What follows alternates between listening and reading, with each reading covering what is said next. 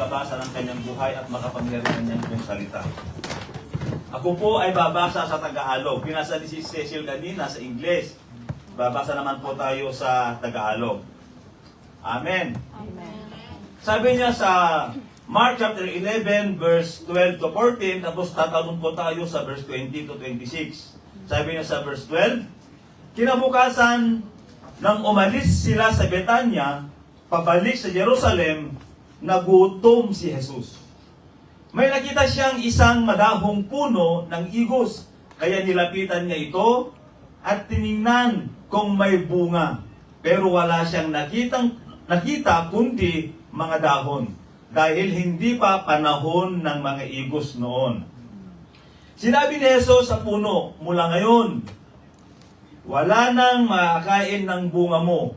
Narinig yun ng mga tagasunod niya. Kinaumagahan, nang pabalik na silang muli sa Jerusalem, nadaanan nila ang puno ng igos at nakita nila tuyong-tuyo na ito hanggang sa ugat. Naalala ni Pedro ang nangyari, kaya sinabi niya, Guro, tingnan niyo po ang puno ng igos na sinumpa ninyo na tuyo na. Sinabi ni Jesus sa kanila, sumampalataya kayo sa Diyos. Sinabi ko sa inyo ang totoo. Kung may pananampalataya kayo, maaari ninyong sabihin sa bundok na ito, lumipat ka sa dagat, at kung hindi kayo nag-alinlangan, kundi mananampalataya, mangyayari iyon, mangyayari nga ang sinasabi ninyo.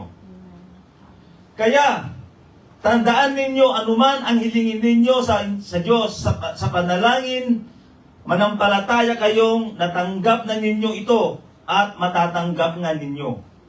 Kapag nanalangin kayo, patawarin niyo muna ang mga nagkasala sa inyo para ang mga kasalanan ninyo ay patatawarin din ng inyong amang nasa langit. Sapagkat kung ayaw ninyong magpatawad, hindi rin kayo patatawarin ng inyong amang nasa langit. May God bless the reading of His Word. Amen. At tayo po ay manalangin. Hallelujah, Lord. O dakilang Diyos, banal at makapangyarihan sa lahat, sa oras pong ito, O God, nihayag na ang iyong salita na aming pagnilaylaya ngayong hapon.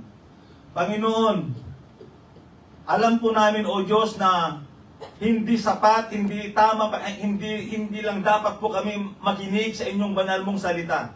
Kundi bawat kataga, Panginoon, na aming mapakinggan, ay ito po'y aming namnamin. Ito po'y aming nguyain, Panginoon, upang malasahan po namin kung ano ang nais mong iparating sa amin ngayong hapon. Lord, sa oras pong ito, ibaba mo ako, Panginoon, sapagkat ako po'y naniniwala, O Diyos, na wala po akong kakayanan. Hindi po magagawa ang nais mo, O Diyos, liban lamang, Panginoon, ako o iyong samahan. Kaya ibaba mo ako, Panginoon, sa pinakamabang mababa, at upang ikaw, Lord, ang maitaas sa aming kalagitnaan. Itago mo ako, Panginoon, sa likuran ng iyong krus. Huwag mong hayaan, Panginoon, na makita nila ang aking kahinaan. Kundi ang makita nila, O Diyos, ang iyong kaluwalhatian, ang iyong kadakilaan, at ang iyong kapangyarihan sa oras pong ito. Pagpalain mo, Panginoon, ang iyong salita na aming pag-aaralan ngayong hapon. Pagpalain mo rin, Panginoon, bawat anak mo na makikinig, maging audio sa mga nanonood ng live streaming, Panginoon, pagpalain mo po sila. Ito pong aming dalangin sa pangalan ni Jesus. Amen. Tayo ako po ng kapatid. So, ang ating pag-aaralan ngayong hapon, ang nilagay kong pamagat mga kapatid, Jesus cursed the fig tree. So, meron po tayong tatlo dito na aaralin. Una, the narrative, ang salaysay. Pangalawa po, ang nakita ko po dito sa ating binasa ay yung March of Empty Religion. Kasi ito ang pinupunto itong Jesus cursed the fig tree. And pangatlo po, true religiosity. Amen. Amen. At ako po muli magpapasalamat sa Panginoon dahil binigyan na naman ako ng Panginoon ng pagkakataon para tumayo dito sa inyong harapan. Kasi kung mapapansin nyo, matagal na hindi po ako tumayo dito dahil sa daming naging bisita po natin, kung ang daming nagpalit-palit na tumatayo dito, Kaya, hindi ako nabigyan ng pagkakataon, pero ngayon, praise the Lord, bibigyan ako ng Lord ng pagkakataon. Amen. Amen. Thank you, Lord. Sa anong nakaraan linggo, ay nung isang linggo, ay dinala po ako ng Lord sa Macau, kaya doon ako nagturo, kaya kung wala akong pwesto, sabi niya, kung wala kang pwesto dyan, punta ka sa Macau. Kaya praise the Lord. Kaya wala naman tayong ibang gagawin kundi sumunod lamang. Amen. Amen. Thank you. So, we resume our study of the triumphant entry of Jesus. Napag-aralan po natin yung itinuro ni Pastora nung nakaraan Sunday. Nakita po natin kung gaano kahambol ng ating Panginoon Jesucristo. Amen. At walang hindi nakakalam sa atin ng ating Panginoon Jesucristo ay siya po ay naipanganak sa sabsaban. Amen. Naipanganak siya sa sabsaban at siya po ay talagang walang ibang ginawa kundi sumunod kundi sumunod doon sa nagsuko sa kanya. Yun ang rule niya, yun ang ginawa niya dito sa lupa. So, napag-aralan natin nung nakaraan Sunday, ang ating Panginoon Jesucristo ay talagang nakita po natin kung gaano siya ang kanyang pagpapakumbaba. Pumunta rin sa lupa para lang po gawin, sundin kung ano ang pinagagawa ng kanyang ama. So, napag-aralan natin na si Jesus ay nagpunta dito na wala siyang ibang sinakyan, kundi ano nung napag-aralan natin? Donkey. Sumakay sa isang napakaliit na donkey. Asno. So, tayo, hindi po tayo makapunta sa ating paroroonan kundi tayo sumakay sa mga gagarang na sasakyan. Pero ang ating Panginoon Jesucristo, sumakay lang sa isang napakaliit na asno. Ang problema doon, hindi pa kanya yon. Hiniram pa nila yon, yung asno na kanyang sinakyan. Hanggang sa po siya ay namatay, yung siya po ay inilibing, yung kanyang pinaglibingan ay hindi pa kanya. Hindi pa kanya yon. Kaya, dito mga kapatid, ipinapakita ng ating Panginoon Jesucristo kung gaano pa siya kahambol, mga kapatid. Dapat ganun po tayo. At mga kapatid, meron pala akong maikwento bago ako magsisimula, kasi may dito sa ating topic. Nung kami po ay umuwi sa Pilipinas, siyempre, nung namatay ng father ko, maraming iba-ibang klaseng tao ang aking nakakasalamuha. Maraming mga dumadalaw po sa amin. Kaya nung sabi ng mga pumupunta roon, nung tinawag kasi ako ng aking kapatid, sabi niya, "Oh, Pastor!" Sabi niya ganon. Kaya nagtaka yung tao mga nakarinig. Ha? Pastor ba siya? Pastor na ba siya? Yan. Yun ang tingin nila. Ay, yun ang pumasok isipan nila, pastor na ba siya? Kaya sabi ko, tunay nga po mga kapatid na, kasi yung time na yon, ako po ay naka-t-shirt lang, naka-short.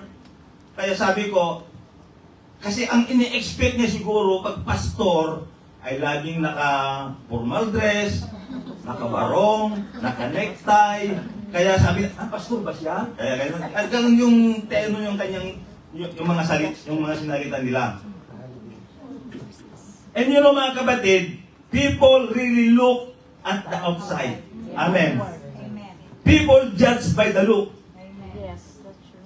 At alam nyo mga kapatid, sa labas talaga tumitingin ang mga tao. Ang mga tao humahatol sa itsura.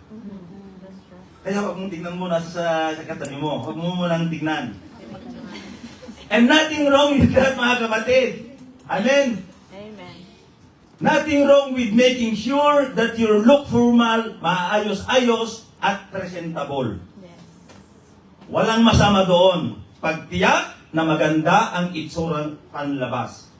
Ang mali dito, kapag ang emphasis ay doon sa panlabas lang, mga kapatid, mali kapag okay ka panlabas, yung itsura mo panlabas, and you're satisfied because you are okay on the outside. But Jesus Christ, mga kapatid, talagang gumawa siya ng malinaw na katuruan dito. Mali pag okay panlabas yung itsura mo, panlabas and you're satisfied because you're okay on the outside. Sabi nga ni Bea Alonso, kung maalala nyo, yung kanyang yung advertising, sabi niya doon, na sabi niya na anong sabi nun? Change start from within. Heart, from the heart. Change start from within. Yung advertising niya na Mayra ata yun, yung yan ba yun? Yun ang kanya. Change start from within. But Jesus Christ made it clear that what is more important, it was going out. Amen? Kasi kung anong lumalabas, nire-reveal niya kung ano ang nasa loob po natin. Amen. Kaya kung nagpokunwari ka, nagpapanggap ka, lumalabas yan. Yes. Makikita yan sa pamamagitan ng iyong pananalita. At makikita natin, mga kapatid, ngayong hapon, na sa ating mga binasang teksto, again, it's another characteristic of Mark, narrative. Ito yung tinatawag na Mark on sandwich. Si Mark ay, kung mapapansin nyo po mga kapatid, sa kanyang kwento, he insert narrative within a narrative. May kwento siya, sisimulan, pero hindi niya itutuloy yun. Magkukwento na naman ng iba, pagkatapos yung kanyang ikwento, sa kanya itutuloy yung kwento niya. Ganyan ang kanila ni Mark. Kaya kung mapansin nyo ang ating teksto, linampasan po natin yung 15 to 19. Kasi ibang topic ulit yon. So, ito yung tinatawag na Mark and narrative, mga kapatid, na iba sa Ebanghelyo ayon kay Marcos. So, makikita nyo mga kapatid, yung binasa po natin kanina, na yung fig tree, sinimulan sa verse 12 to 14, tapos itinuloy niya sa verse 20 na. Kasi pagdating sa verse 15, iba na naman yung kwento doon. Yung pagpasok ni Jesucristo doon sa templo. Iba na naman yun. Iba na naman topic yung mga kapatid. So, Mark and sandwich, ang tawag ng mga Bible commentator. So now, disclaimer lang mga kapatid.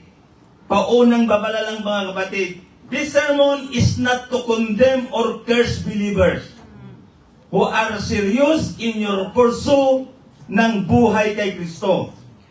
Ang sermon na ito ay hindi para kondenahin o sumpain ang mga mananampalataya na seryoso sa inyong paghahangad ng buhay kay Kristo.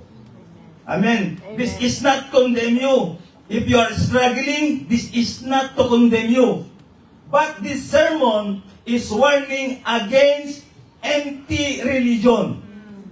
Religiosity na walang saysay, walang sense. We warn against is we condemn, not with our own words, but with the word of Jesus Christ. Amen. Yung walang laman na relihiyon, dahil si Jesus mismo mga kapatid ang hahatol. Ha? Siya talaga ang hahatol. Amen. Mas mabigat siguro yung ginamit ng mga Bible translator dito. Curse ang ginamit nila. Sinusumpa niya ang relihiyong walang saysay. At you know mga kapatid, itong mga ganitong pagkakataon ay kagulat-gulat. Amen. Amen. Kagulat-gulat yung ganitong pagkakataon mga kapatid, yung aksyon ni Jesus Christ na makikita natin dito sa verse 12. Beginning at verse 12 mga kapatid. So darako po tayo sa ating outline number 1, the narrative. Sabi niya sa verse 12, the next day, as they were leaving Bethany, Jesus was hungry. So, lumabas siya sa Bethania kasama ang 12 alagad. Amen. Ngayon, malamang na pumunta si Jesus sa Bethania dahil iyon ang nayon o lugar ng kanyang mga natatanging pamilya. Sino yung mga natatanging niyang mga pamilya? Sina Maria, Marta, at si Lazarus. So dito, hindi hayagang sinabi, ngunit maaring sa araw na iyon ay nag-host si Jesus at ang kanyang mga alagad sa gabing yon.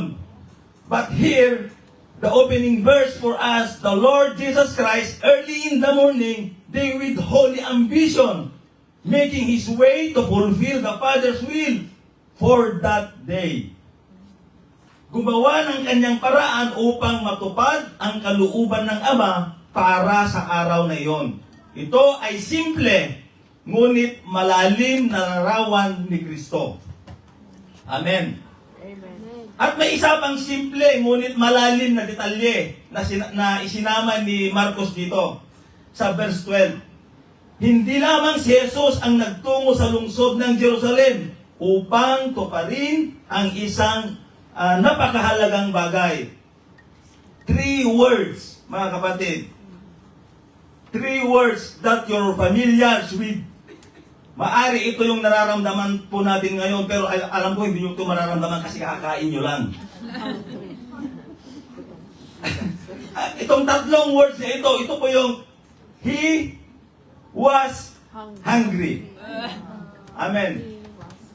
Maaring hindi misteryoso para sa iyo, na maaring hindi masyadong malalim para sa iyo. Ngunit ito ay kapag pinag-iisipan mo kung sino ang konektado sa word na He was hungry. Who was hungry? The creator of everything. The sustainer and the supervisor of every molecules in this universe. The one who in the beginning created the Word. Amen. That Word sprouts vegetation and raise up plants yielding seeds and providing different buses and landscapes that would give up foods for us. Ganyan ang sinasabi sa atin na nagutom, gaya na nasa kasaysayang larawang ito. Naglalakad, nagtitiis, kumakalam ng kanyang sikmura. Mga kapatid, siya ang ating Panginoon si Kristo yun. Kapatid, habang pinag-iisipan mo, habang pinagnilay-nilayan mo ito, ay nang mas malalim, lalo kang magninilay-nilay at mapagtanto mo na ito ay hindi kapanipaniwala. Kaya kung iisipin mo, parang hindi ka maniwala talaga na nangyari kay Jesus yan. Amen. Pinanatili niya ang kanyang sarili na si Kristo sa pagpasok sa mundong ito, nakatikim ng maraming pagdurusa upang matiyak ang ating kaligtasan. Amen. Amen. Pumunta siya rito, mga kapatid, ang daming mga pagsubok, sakit, karamdaman na kanyang dinaanan. Hindi lang hagupit, kundi siya po ay talagang ipinako sa krus hanggang siya po ay nalagutan ng hininga. Yon ang ginawa ng ating Panginoon si Kristo. At ang pagdurusa ay kasama ang sakit ng gutom at ang pag-unawa ng si Jesus ay nagugutom dito.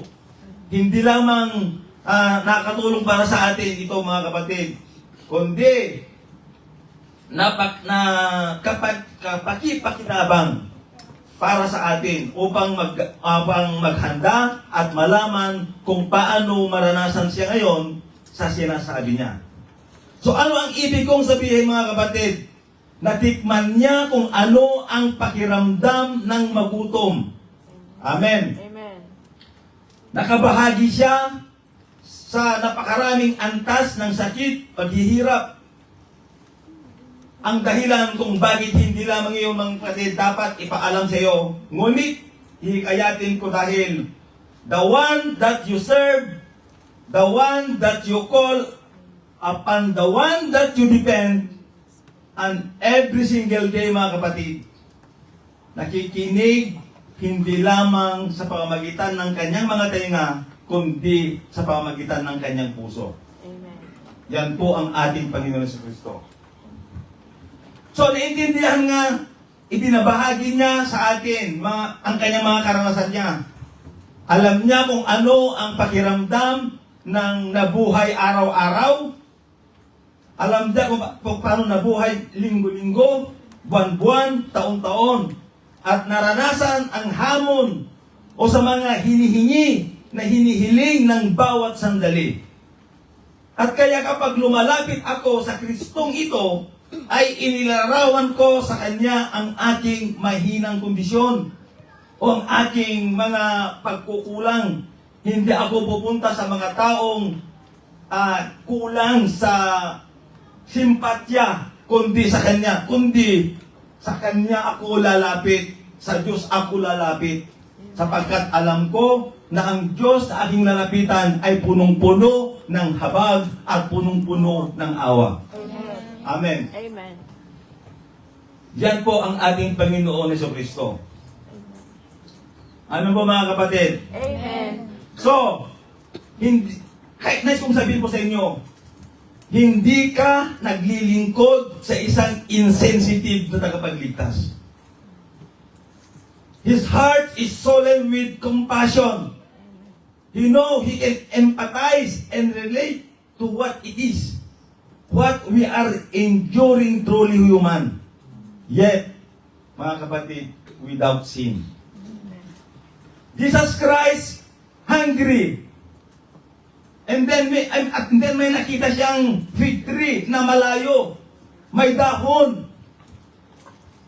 Pinuntahan ni Kristo at ano ba ang ginawa niya nung matagpuan niyang walang bunga? Kahit na sinabi ni Mark na walang bunga kasi hindi pa naman panahon, hindi pa naman season ng fig tree, the fig. So reasonable na walang bunga. Amen. Amen. Parang ang nagiging mukhang hindi reasonable dito, yung naging action ni Jesus. Pero of course, mga kapatid, it's not that. No. Kaya ang problema kasi sa atin, kapatid, itong ganitong pagkakataon ay ganitong action ni Jesus Christ, nagiging discomfort and shocking for us. Even for many who claim allegiance to the Lordship of Christ. Marami po. Kaya, because nasanay tayo doon sa Kristong gentle lang. Oo, gentle naman si Kristo. Pero ang tingin lang natin, gentle lang siya. Loving lang siya. Patient lang siya. Kapag may ibang ugali na hindi siya pasok doon sa ating pangunawa, nagugulat po tayo. Ang problema, this generation of Christianity, that made Jesus Christ is smaller than what He really is. But the Jesus represented to us in the gospel according to Mark is the same Jesus. Siya pa rin yung Diyos, siya pa rin yung Kristo, hindi siya nagbabago. It's the same Jesus Christ who welcomed the sinners, who confront, who comforts to those people who needs to comfort. Amen. Siya ang nagbibigay kaaliwan sa mga taong nangangailangan ng kaaliwan. Amen. Amen. Binibigyan niya atensyon yung mga kagaya ni Bartimaeus na poor and blind and unworthy. So, magandang pagkakataon kapatid na kapag nakarinig kayo or even sa iyong sarili na parang nagbago na si Jesus sa buhay mo, kapatid, hindi siya nagbago. Kulang ka lang sa understanding. Amen. Kulang ka lang sa pangunawa mo kung sino siya. Hindi siya kulang sa pagmamahal. Kulang lang tayo sa pagkakilala sa Kanya. And this fig tree, mga kapatid, encounter is not random incident sa buhay ni Kristo. At ang pangyayaring ito na may kinalaman sa puno ng igos ay hindi isang basta-bastang insidente sa buhay ni Kristo. Na suddenly, nag-burst, pumutok, sumabog siya. Siya po into judgment, in impatient, and attitude. Dati patient siya, dati caring siya, ngayon judgmental, impatient, he curse agad-agad. No, mga kapatid. Hindi ganun yon. Hindi po ganun. Jesus Christ, hindi siya high blood. Hindi high blood. Ang sinasabi dito mga kapatid is yung attitude ng Diyos towards something that gives that appearance but has no life.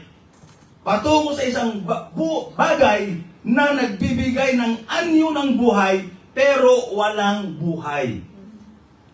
Ang sinasabi ng kwento natin ngayon mga kapatid is the attitude of God towards something that gives the impression of being full, puno, that gives the impression of having life, but is empty. Amen. Amen. So in verse 13, the fig tree gives the impression of a bustling life. Sabi sa verse 13, seeing in the distance a fig tree in leaf, he went to find out if it had any fruit. When he reached it, he found nothing but leaves because it was not the season for figs. So, sa malayo pa lang mga kapatid, nakita niya na yung fig tree na may dahon. Siguro, makita mo po lang, wow, madahon ng puno ito. Ang kapal-kapal ng dahon. Hindi dry. So, pero nung nilapitan niya, walang bunga. Mga kapatid, wala. Kaya, tignan mo ngayong katabi mo, baka puro dahon.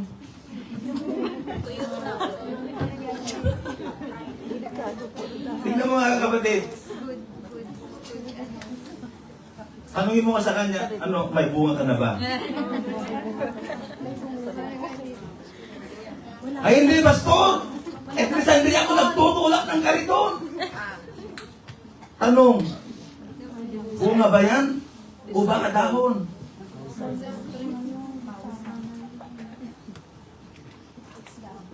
May bunga ba siya? Anong sagot nung tinanong mo siya? May bunga? O bunga nga? Nga nga. Bunga nga. May bunga ba? Oo, may bunga kayo. May bunga sa mata. Bunga sa mata, meron. Kapatid, ang hinahanap ni Jesus, bunga. Hindi dahon. Amen. Amen. Kasi pag puro ka dahon, dapat magkaroon ka ng bunga. Kagaya nga dito ngayon, madahon, oh, dami. Ang tanong, may bunga ba? Praise the Lord. Dito sa Shalom Church, nandito yung presensya ng ating Panginoon. Amen. Amen. Dito bumababa yung presensya ng ating Diyos. Dapat wag lang po tayo dahon. Amen. Amen. So, mga kapatid, nakakita na ba kayo ng tunay na bunga?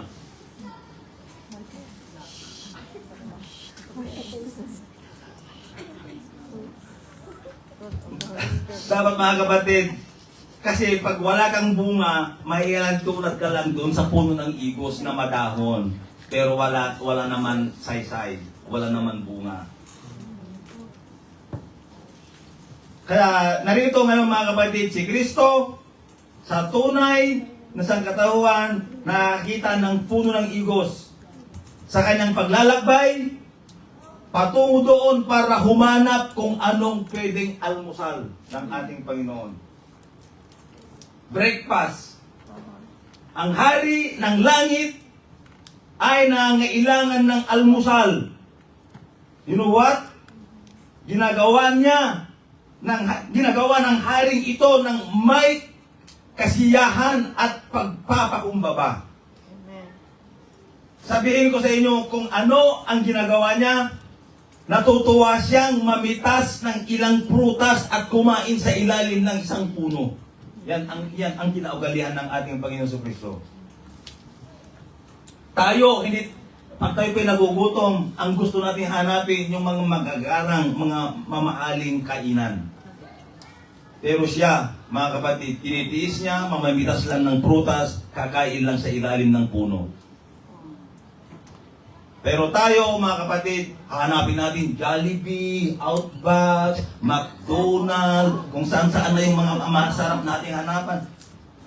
Hindi man lang natin kayang tiisin ng gutom. Ang Panginoon Kristo, kumakalam ng kanyang sikmura, pero nagpapatuloy pa rin para matupad lang niya, magawa lang niya yung pinapagawa ng kanyang Ama. Amen. Pero tayo, ang dami natin reklamo. Ikaw muna sis, hindi ba ako nag-lunch? Sige na, mag-evangelize po tayo. Ay, mamaya sis, hindi ba ako kumain, kakain muna ako.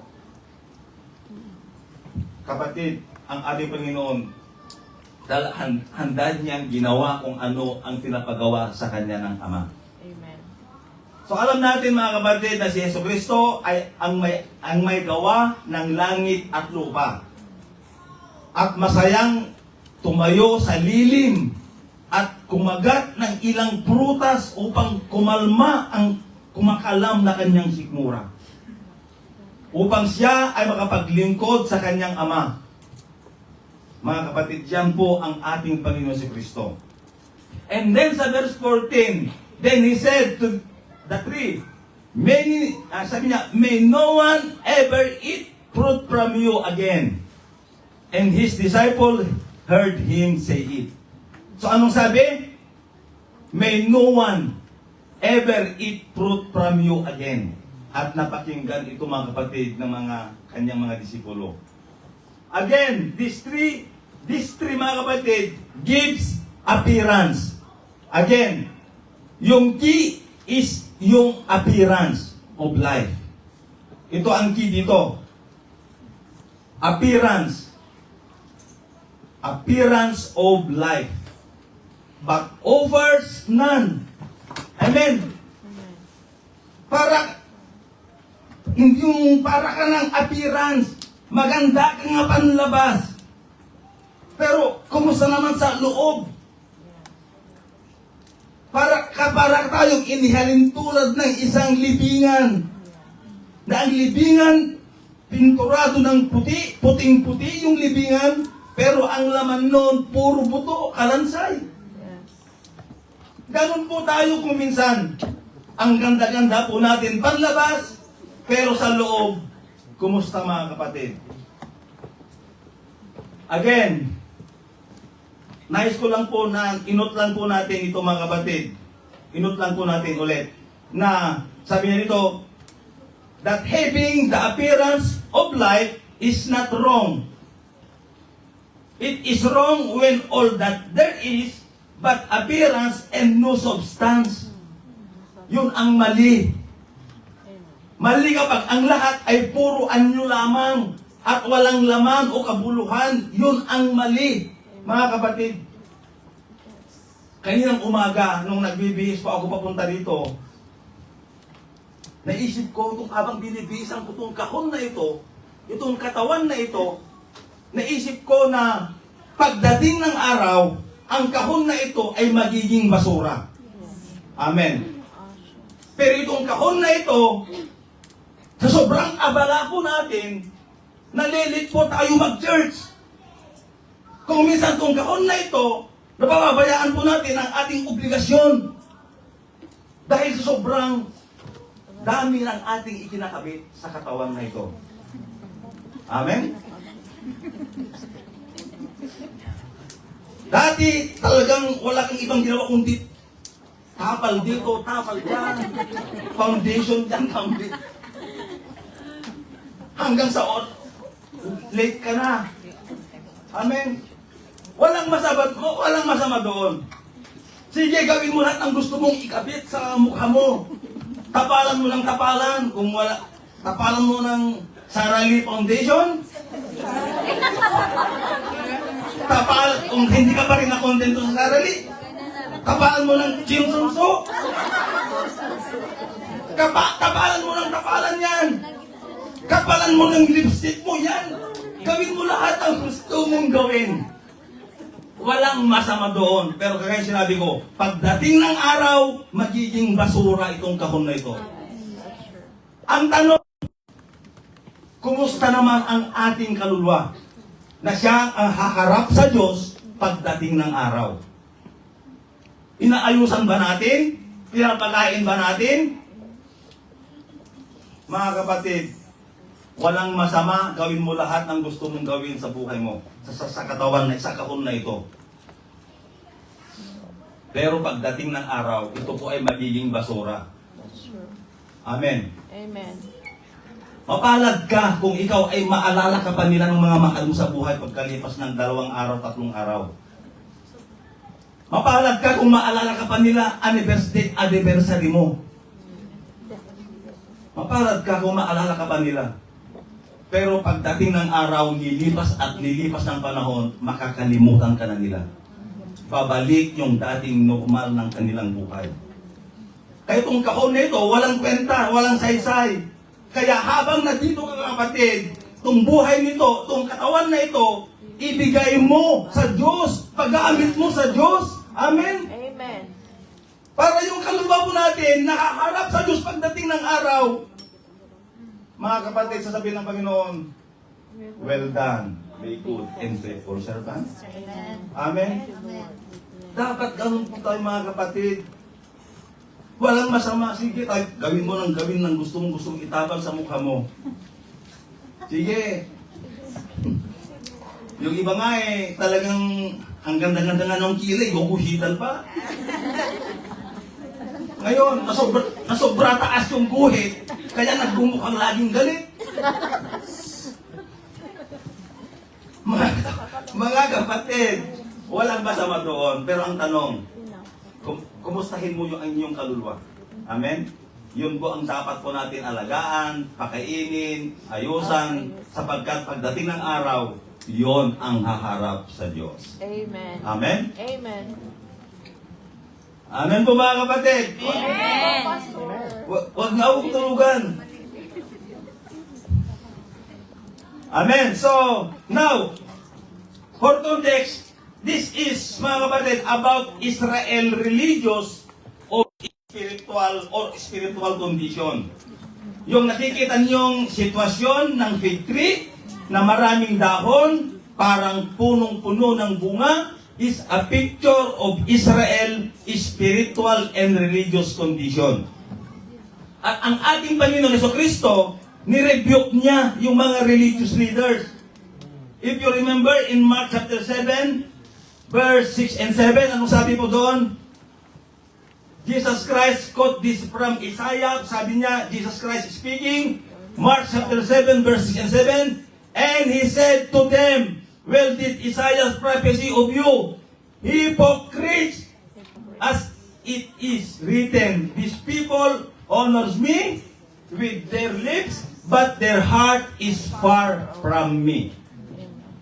7, in vain do this worship, teaching as doctrine the commandments of men.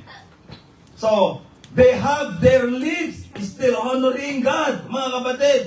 They still have worship service.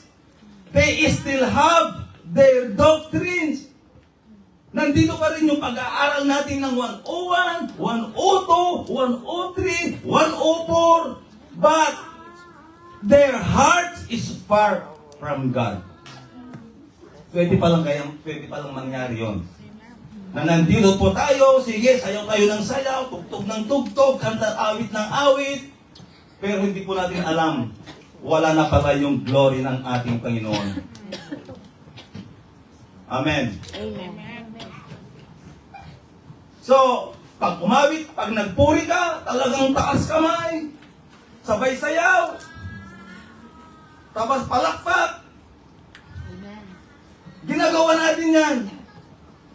Pero kung ikaw, ginagawa mo yan, hindi ka naman nagpapasakop sa leader mo, hindi ka naman sumusunod sa leader mo, gumagawa ka naman ng sarili mong agenda. Hipokrito yun ang ibig sabihin nun, yun ang hipokrito. Kunwari yun. Hindi ka naman nagpapasakop, hindi ka naman sumusunod. Pero kung nagpuri ka, taas kamay, hallelujah, praise the Lord. Wala ka naman pagpapasakop, wala ka naman pagsunod. Yan ang tinutukoy dito sa Mark chapter 7 verse 6. Hipokrito. Amen. So itong mga taong ito are full of ritual activities, but they lack the true faith and devotion to God. They are their gifts, their rituals.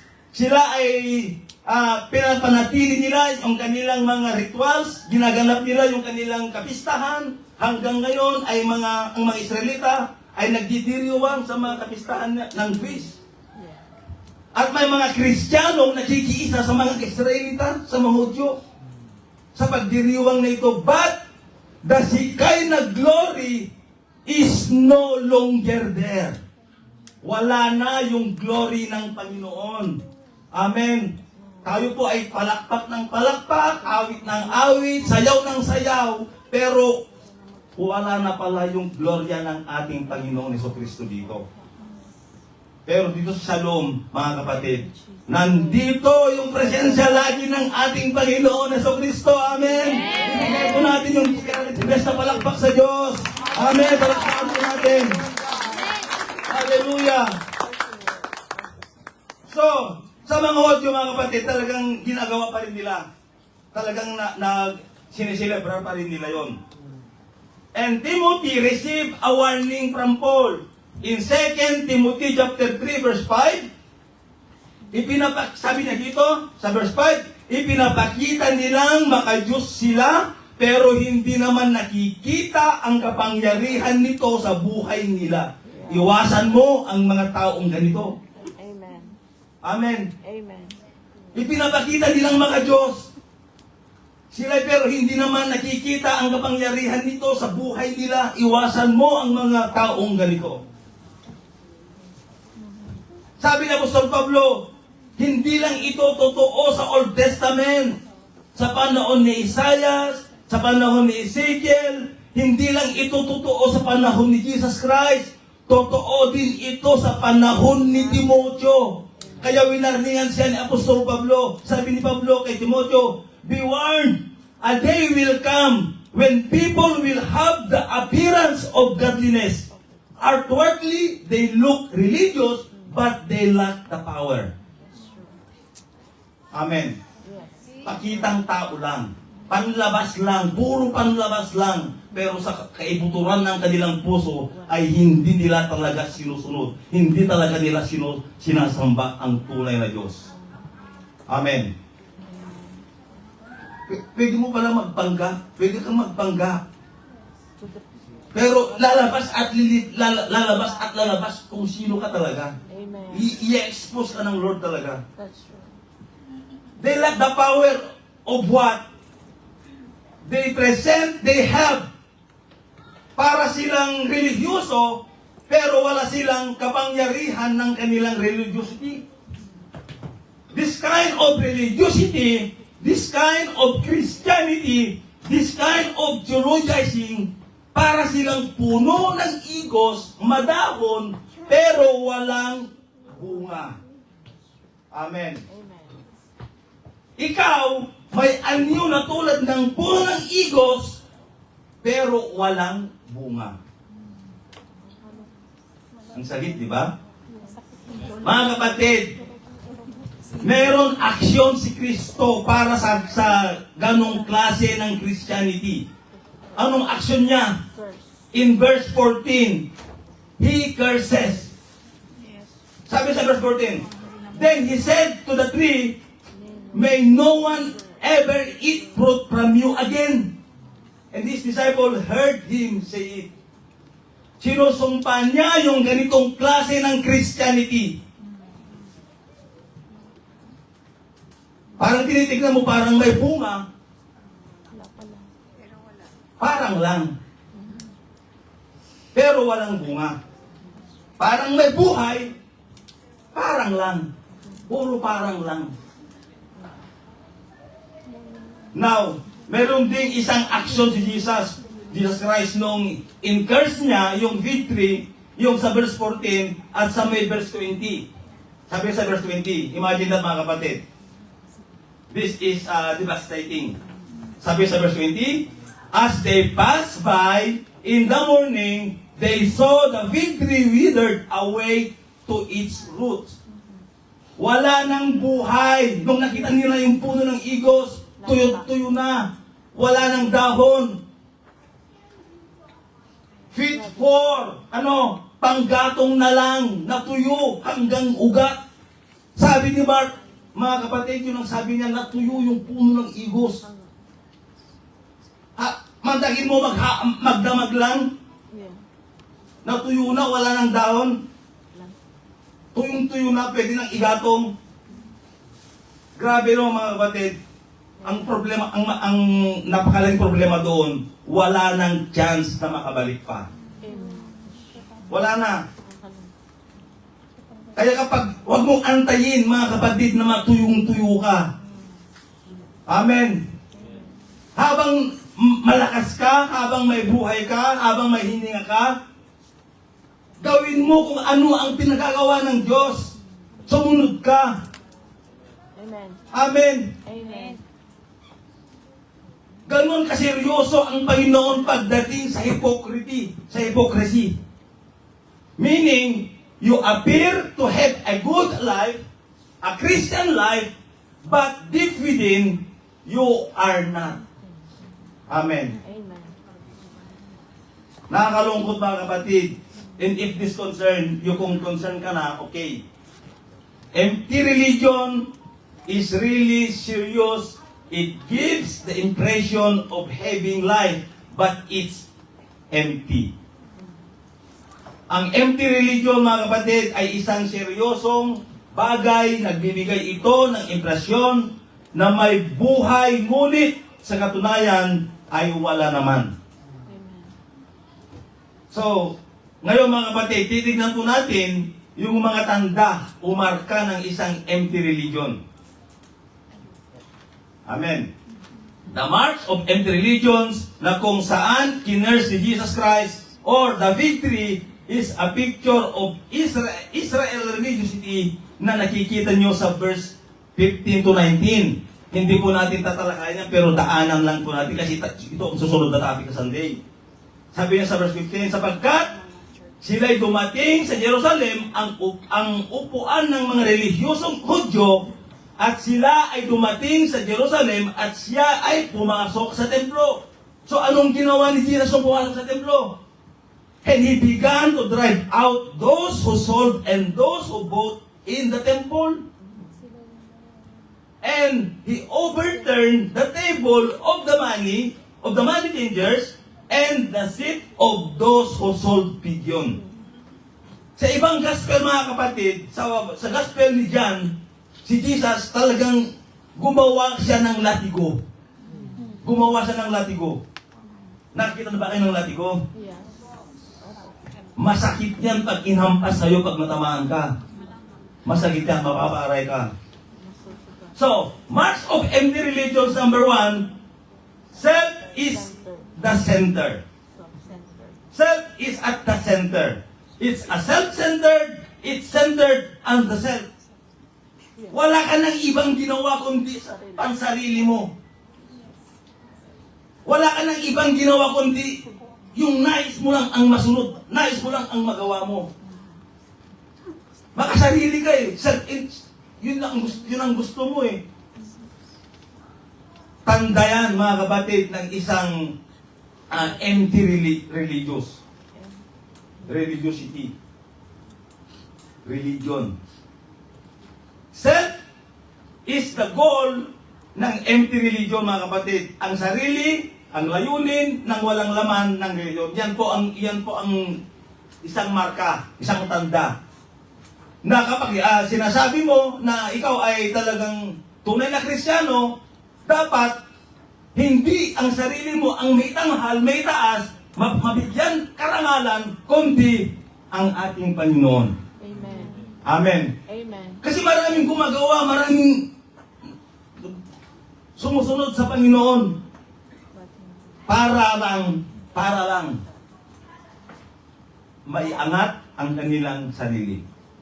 Mapapurihan ang kanilang mga sarili. Pero nakakalimutan na nila na yung Diyos na kanilang pinaglilingkuran ay siya na ang naibababa sa pamamagitan ng kanilang mga pinaggagawa. That's true. Pangalawa, is reject authority, spiritual authority. Ginagawa nila ang relihiyong para sa kanilang sarili. So ano yung una? Self is at the center.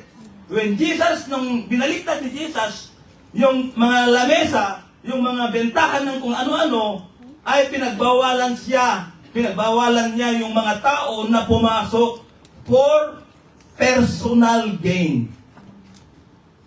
Kasi pumasok sila doon hindi para magpuri. Ang ginawa nila para sa kanilang sariling interes. Nagtinda sila kung ano ang kanyang pinagtitinda doon. Again, mga kapatid, pumasok sila doon hindi para mag-worship sa Diyos. They are entering, bringing something para ibenta doon sa loob ng templo. Yan ang problema, mga kapatid. The place intended for the worship of God has been used not for God, but for self.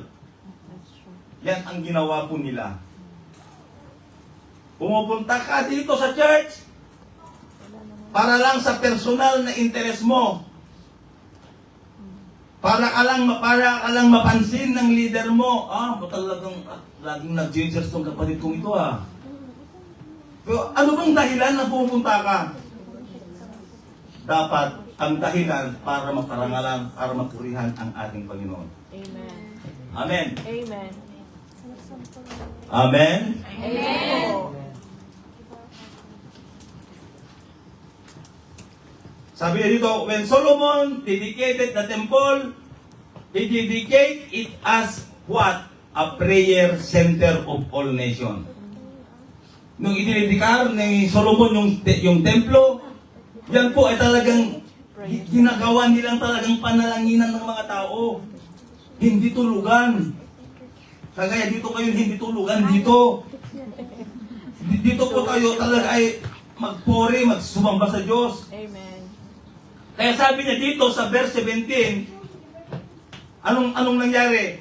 Sabi niya sa verse 17, and as the taught them, he said, it is not written, my house will be called a house of prayer for all nations, but you have made it a den of robbers. Ginawa nyo naging lungga ng mga magnanakaw, ng mga holdupper, ng mga kriminal, ng mga gumagawa ng mga bagay para sa kanilang mga sarili. I became the center, not a prayer, but a profit. Negosyo and control. It was once a center of prayer. Ito ay dating sentro ng panalanginan. Nung una, talagang anong ginagawa ng mga tao doon? Pumupunta sila sa loob ng church, sa loob ng iglesia, para po sila ay manalangin. Pumupunta doon ang mga tao para magdasal. Noong panahon ni Solomon. Kaya yung glory ng Panginoon ay bumababa doon sa templo. Amen. Now, let us be careful, mga kapatid. We may start good. We may start faithful. Sa text, mga kapatid, seeking to worship the Lord. Seeking to be simple but faithful in our worship, in our living. Amen. Amen. But if you are not careful, mga kapatid, over time, mga kapatid, sabi niya dito, ngunit kung hindi ka mag-iingat sa paglipas ng panahon, baka maging center na rin of profit and control ang fellowship na ito. Kaya dapat mag-ingat po tayo, mga kapatid. Amen. Amen? Amen. At pangatlo po, sa mark of empty religion, convenience and self-interest. Nabasa po natin kanina, convenience on the part of the worshiper and self-interest on the part of the priest. Sabi ulitin ko, convenience on the part of the worshiper and self-interest on the part of the priest. Sabi nga ng mga sa mga Bible commentators, yung mga nagtitinda doon ay mga kamag-anak, yung mga pare. Sila ran. Sila din. Kaya wala pong ibang maginabang kundi sila lang. Yeah. Sila din lang, mga kapatid. Amen. Amen. So when you praise God for the convenience, when you choose a place of worship, mga kapatid, sasabihin mo, pupunta ako doon sa Shalom Tongchong. Malamig, may aircon. Sigurado, makakatulog ako ng mahimbing doon. Sigurado, makakatulog ka ng mahimbing. Praise the Lord, mga kapatid. Praise the Lord for the convenience. Amen. Praise the Lord for the aircon. Amen. For the transportation, praise the Lord. Amen. That the Lord provide communion, yung tipong ganon, mga kapatid. Amen. But Praise the Lord. if convenience is the main factors of why you are worshiping, then you are no longer worshiping God, but self. So, Kung kayong kapatid, hindi mo na pinupuri, hindi mo na sinasamba ang Diyos, kundi ang sarili mo ang iyong sinasamba. that's right. Empty religion. Empty religion, you love convenience. You love feeling comfortable. Delikado yan, kapatid. That's a sign of empty religion. But again, empty religion have the mark of rejecting authority. Empty religion, when the Bible speaks, because the Bible is the supreme authority for faith and conduct. Amen. Kapag itinuturo ng tama and faithful and prayerfully, and you still reject, mga kapatid, what the Bible teaches, you refuse to submit, then your religious is empty.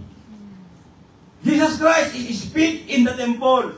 Mga kapatid, nagsasalita ang ating Panginoon sa templo. Sa atin naman, ano naman ating role? Listen. Mga kapatid, sa atin naman, the Bible, you may be verified. You may verify. Magiging birayan po tayo. Like in the book of Acts. Suriin ang pangangaral ng mga apostol. Ngunit kapag napatunayan mo na ang kanilang ipapangaral ay totoo, na ang mga aral na ay ayon sa Biblia, tapat at sumusunod na dapat mong gawin, mga kapatid, ano po ang dapat po natin gawin? Sumunod. Amen. Amen. Amen. Kung napakinggan mo na na tama ang kanilang itinuturo, ang kanilang mga nakita mo na ang kanilang ginagawa ay tama, ano pa ba ang gagawin mo? Sumunod. Sumunod ka.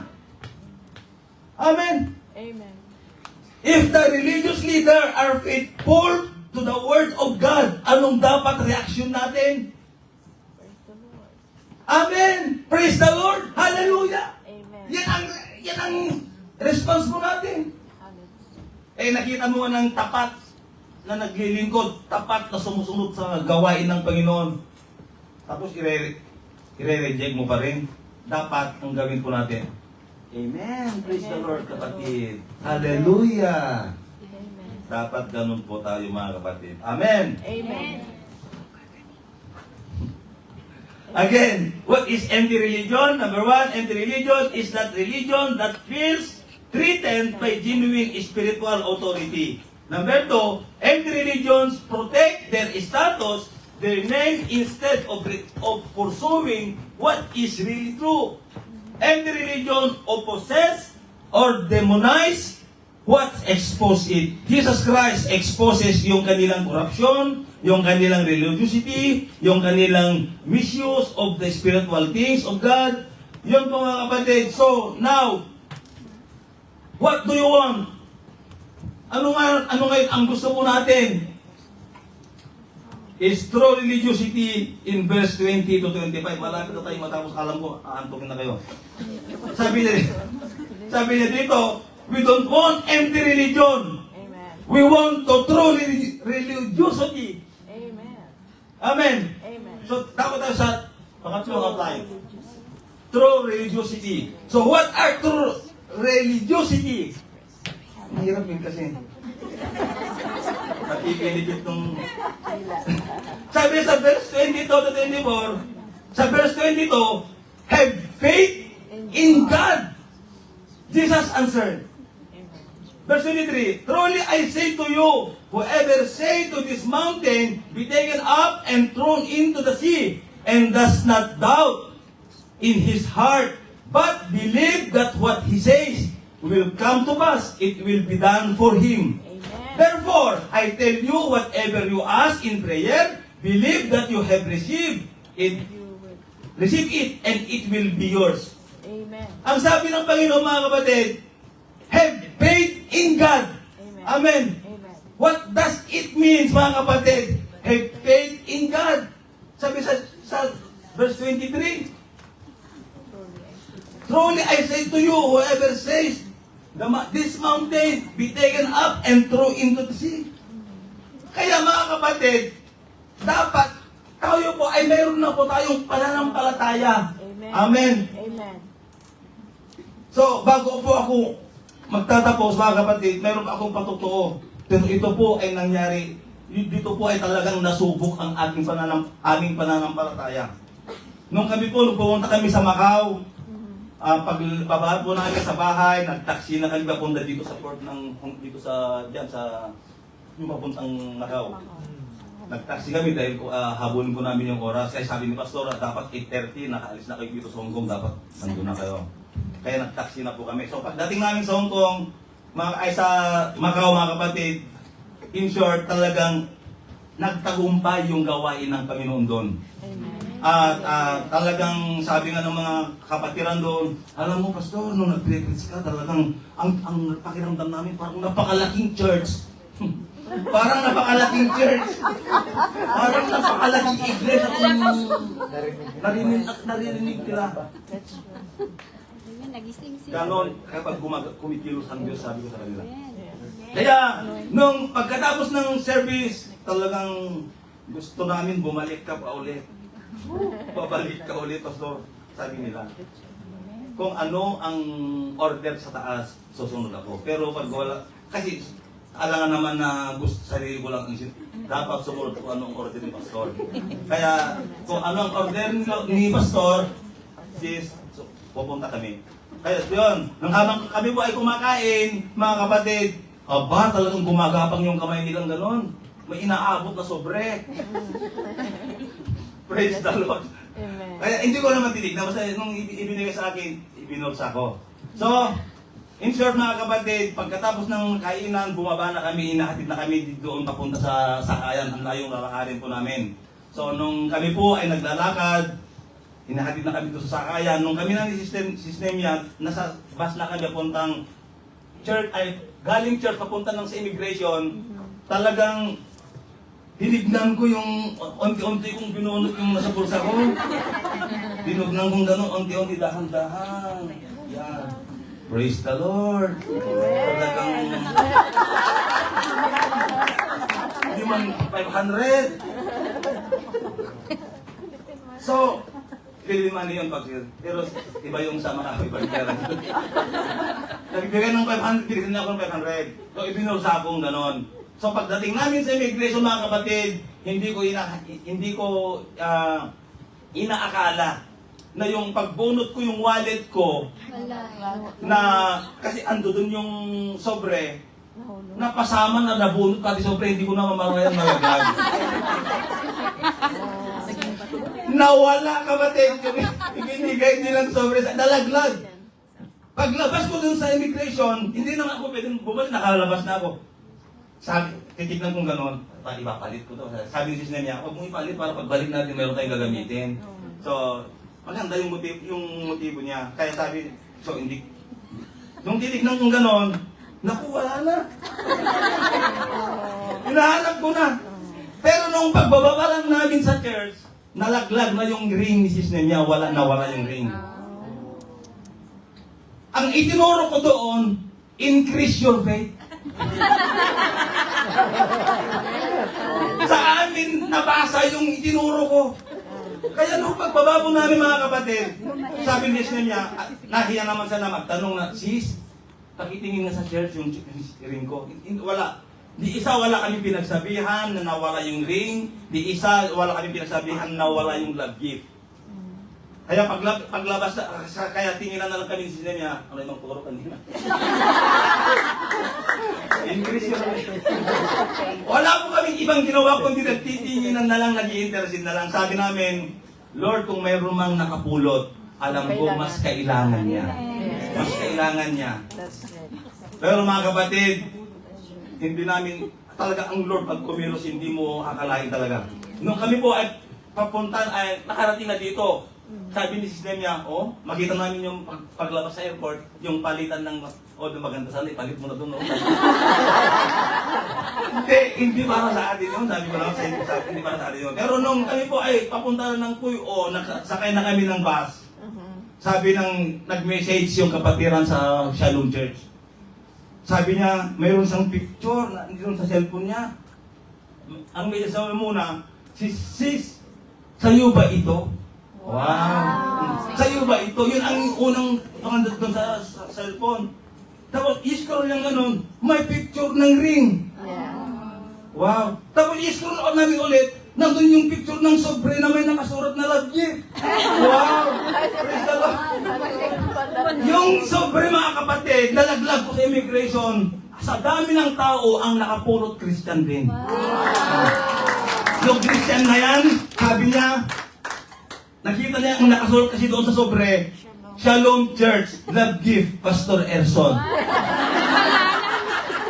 Kaya alam nila kung saan nila isasahuli yung pera. Kaya ngayon mga kapatid, wala pa kami ibang ginawa kundi nag-intercede, nanalangin, nagpasalamat sa Diyos. Kaya sabi namin, Lord, pumunta kami sa Macau, hindi para sa aming sarili. Pumunta kami sa Macau para masunod namin kung ano ang nais mo. Amen. Yun ang prayer po namin. Yan ang ginawa po namin. Hallelujah. Kaya nung pinakita ni Lord ang ganung gaano katatay yung aming pananampalataya. Wow, praise the Lord! Amen. Yung sobre, naibalik Praise God. sa Hallelujah. church, hindi sa akin. Naibalik sa church. Amen. Hallelujah. Kaya mga kapatid, yung maliit na pananampalataya, dapat marunong po tayong gumamit. I-exercise po natin ang ating pananampalataya. Amen? Amen.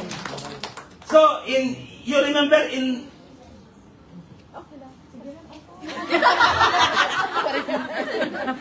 Ano nga sa is? Okay. So, you remember in Mark chapter 2, verse 1 to 5? Yeah. Jesus Christ saw their faith. Yung faith, yung na-paralyze, yung paralitiko, di ba? Yeah. Dinala nila doon kay Jesus, pero sa daming tao, hindi nila mailapit yung paralitiko kay Kristo. Ano ba ang ginawa ng mga nagdala sa kanya? Binutasan yung bubong para doon lang padaanin si Jesus. At napadaan mo. At Paralyzed. mga kapatid, ganun nakita ni Jesus yung kanilang pananampalataya. Yung faith na yon is not inherent to them, but their dependence on Jesus Christ and that their belief that Jesus Christ is able to do what they're expecting to do. Amen. Amen. Amen. Kaya ano ang ginawa nila? Binutasan nila yung bubong para lang po mailapit nila kay Jesus, yung paralitiko. But in Mark chapter 4 verse 40, ito yung para sa mga disipulo. Anong sabi ni Jesus sa kanila nung bumabagyo? Anong sabi ni Jesus sa kanila? No faith. Hanggang ngayon wala pa kayong pananampalataya. Kagaya nyo yan. Amen. Hanggang ngayon wala pa kayong pananampalataya. Pero sa ibang kapag si Jesus, mga kapatid, kapag hindi yung kanyang mga alagad, sabi ni Jesus, He saw their faith. Your faith is made for you well. Go in faith. Sabi nga, okay ka na, magaling ka na. Ina-affirm ni Jesus Christ, mga kapatid. Faith is what? Dependence on God. Entire dependence on God, mga kapatid. And it's that faith, prayer, then faith expressed in prayer. Amen. So prayer is not tool to control the outcome of your lives. No. Ang panalangin ay hindi kasangkapan para kontrolin ang mga kahinatnan ng ating buhay. Hindi. But prayer is more of scripture, is more of picture of the heart, and posture of the heart is what?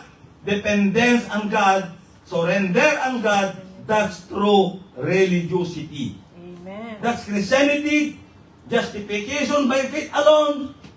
You depend on the finished work of Jesus alone. That's religiosity. That's religion. So, sa pangalawa po mga kapatid, true faith, true religiosity has the heart that forgive. Okay, mag-alala, last verse na po tayo. Dito sa verse 25 na po tayo.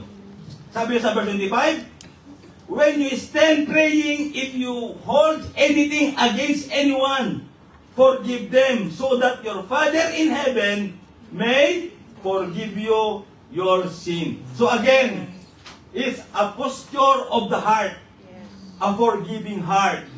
The question is this mga kapatid, are you relationship with God because of your outwardly religious?